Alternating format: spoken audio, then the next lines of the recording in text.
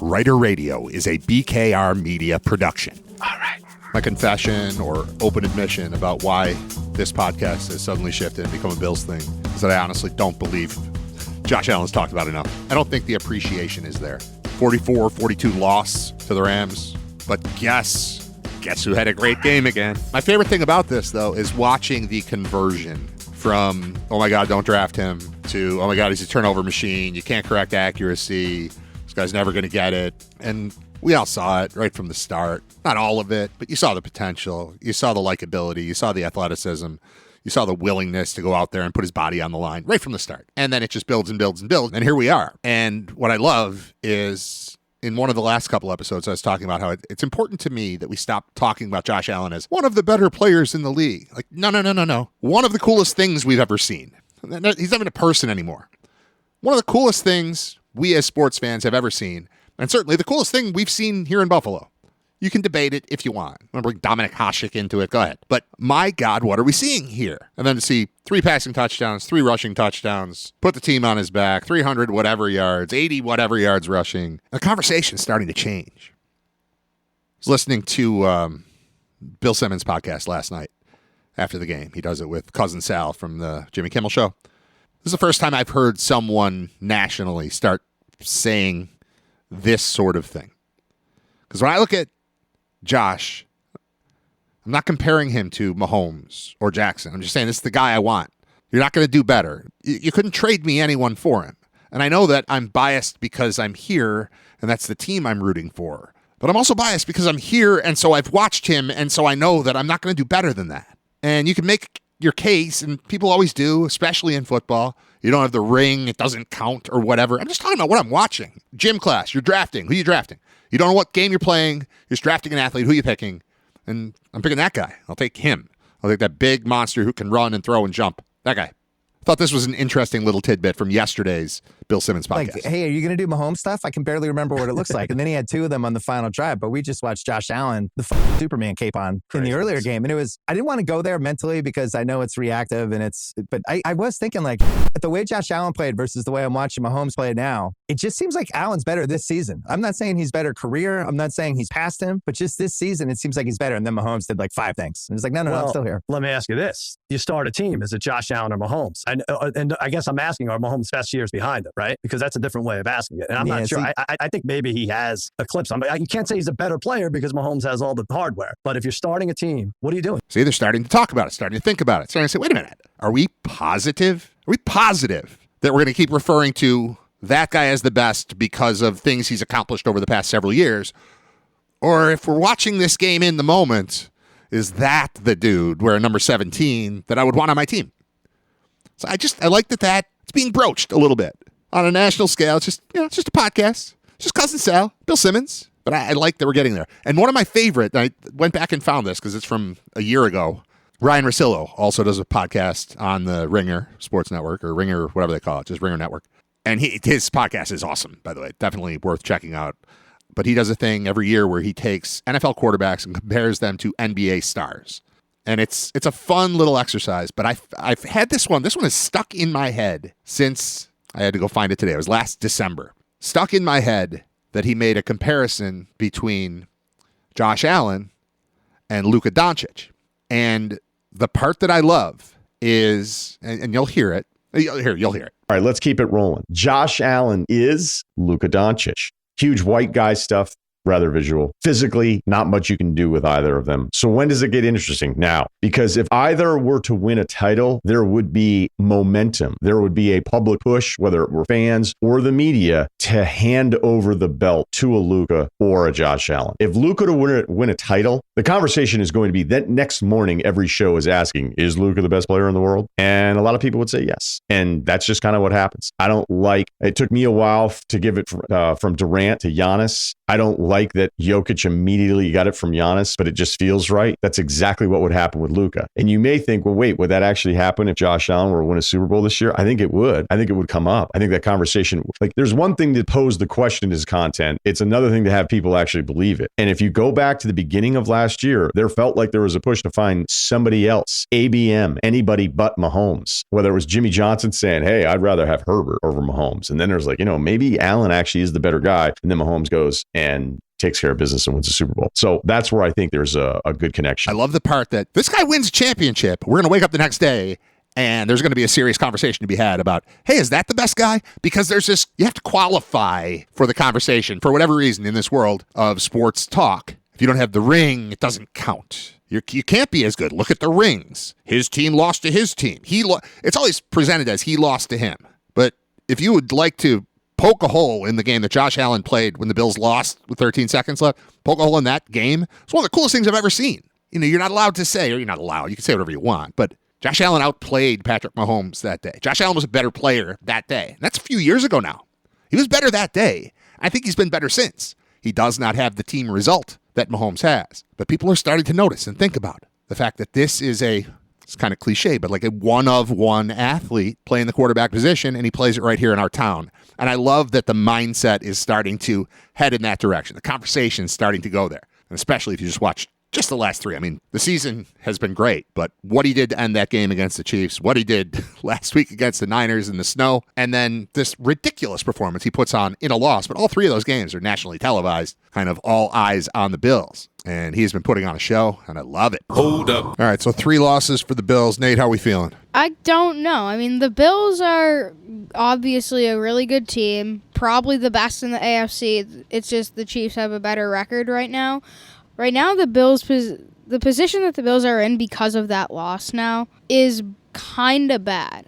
Because now the Bills are 10-3, have 4 games left in the season, play in Detroit, then home against the Patriots, home against the Jets, and then in New England, close the season. The Chiefs are playing in Cleveland, and then they have home game against the Texans, then they're playing in Pittsburgh and in Denver.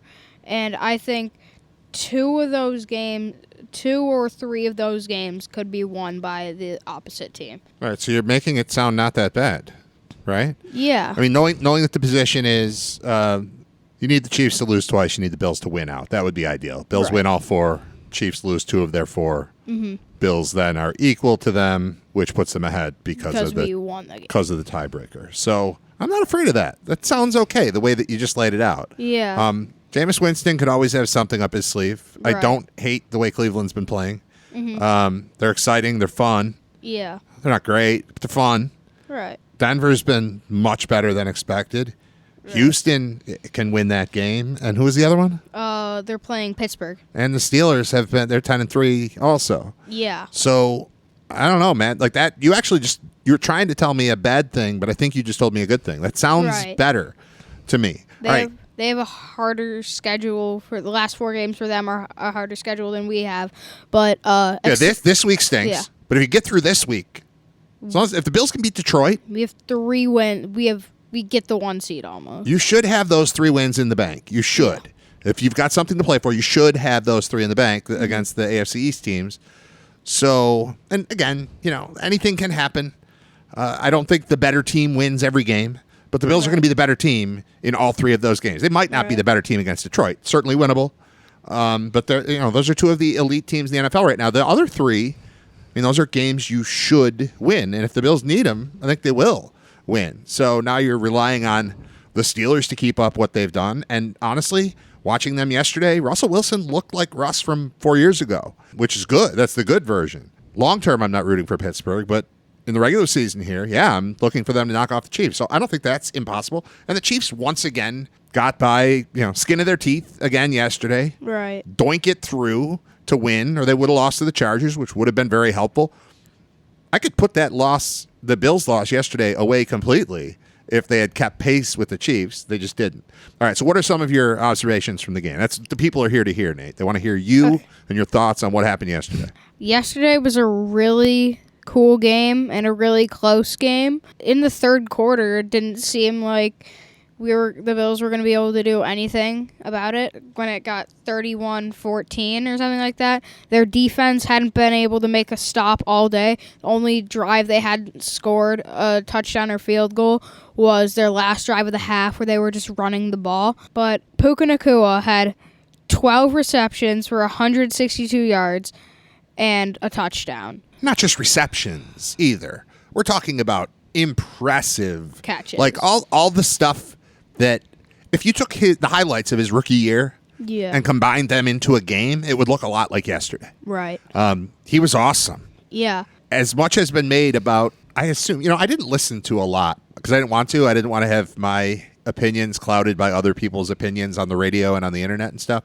I didn't listen to post-game press conferences. I don't know a ton about what people are saying. But I would imagine people are not happy about the defense giving up 44 points in a game. No. Take 7 off of that because of the punt block. That was kind of not the defense. But I think you just ran into an offense. That offense should look like that. That's Stafford. That's a number 1 overall pick. That's a team that won the Super Bowl a couple years ago. Added Nakua last year, and still have Kupp in the mix as well.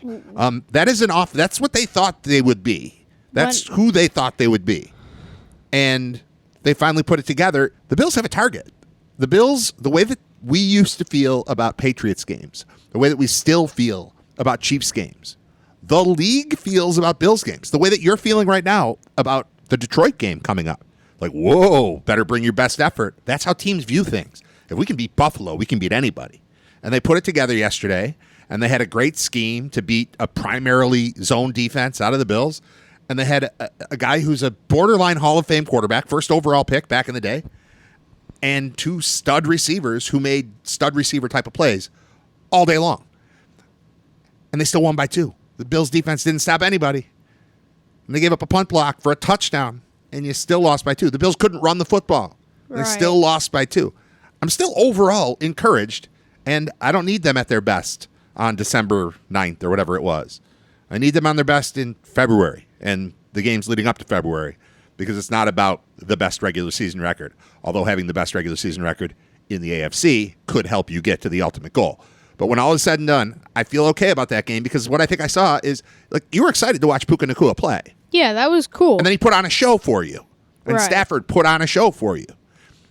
I accept that. I accept a 2-point loss in a really fun, I want to say back and forth, but it wasn't that much back and forth. It was kind of getting blown out, and then Josh Allen cranking it up. Josh Allen had 342 yards passing and 3 touchdowns passing, but he also had 82 yards rushing and 3 touchdowns rushing. First time in NFL history, somebody had 3 touchdowns and 3. He's a unique individual. We keep dwelling on this, and it's kind of part of the reason I want you in on this podcast, because I want the world to hear what watching Josh Allen looks like through the eyes of a 10-year-old who just got into football in the last couple of years, really. And it's magical what the guy can do. They're getting rolled. I was like, well, all right.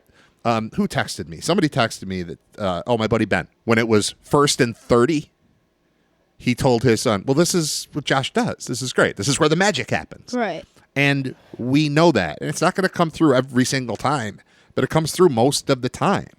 And I don't know. I just, was that the best game he's played as a Bill? One of them. I don't know. Every week I'm debating this, though. Every week. And this is 3 in a row.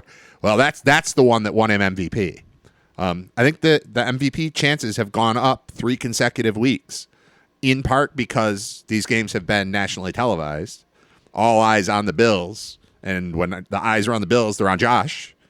And when all eyes are on him, this is what he's doing. He's pulling off what he did against the Chiefs. He's pulling off what he did last week against San Fran, the Niners. And then he's pulling off what he did yesterday against the Rams, which is putting up 6 touchdowns. And, he's passing Jim Kelly in the process. He's passing Thurman Thomas in the process with these different statistical benchmarks. And then he's doing things that no one else has ever done. So that guy's on your team. A, you're going to have fun. And B, you've got a chance in every game. And once in a while, you're going to come up a little bit short. That's what happened yesterday. I thought there were garbage calls throughout the game. Not a ton, but enough that hurt. I thought it was over-officiated. Too many penalties. I've never seen pass interference called on the offense and the defense at the same time. That's a cop-out. And then there's the McDermott part where I think he absolutely butchered the end of the game. And I like him generally as a coach, but I've kind of accepted that he's got a little bit of dumb in him.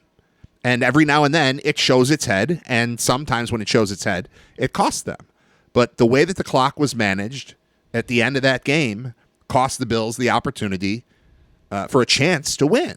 That's not acceptable. It doesn't mean fire him. It doesn't mean I jump up and down. But that guy messed up yesterday. And I feel like he's had his best year as a coach this year. We have seen far fewer of these boneheaded, just sort of, what are you thinking, dude, type of decisions. But the time management at the end of the game cost them the opportunity to win, and that hurts. So it's not on the players, to me. It's certainly not on Josh. It's a bit on the defense. It's a bit on special teams for giving up the punt block. But offensively, you score 42 points on the road, you're supposed to win that game. And Josh did that. So I'm happy with that. All right, what else did you have written down as your Nate observations here? On the 1st and 30, I think the first play on 1st and 30, I think it was a handoff or something for a gain of 5. Then after that, Josh Allen ran on 2nd and 25, he ran and got to a 3rd and 9.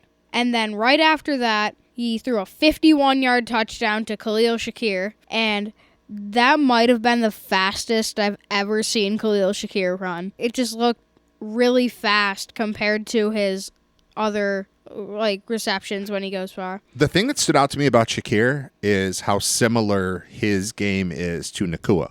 I think they're both very similar in that they're not huge, but they find a way to get open, and they're super dangerous after catching the ball because of the sort of their lateral movement and then their strength and their ability to pull away. I think they're very similar players, and both were on display yesterday. I thought that was cool to see them sort of dueling back and forth.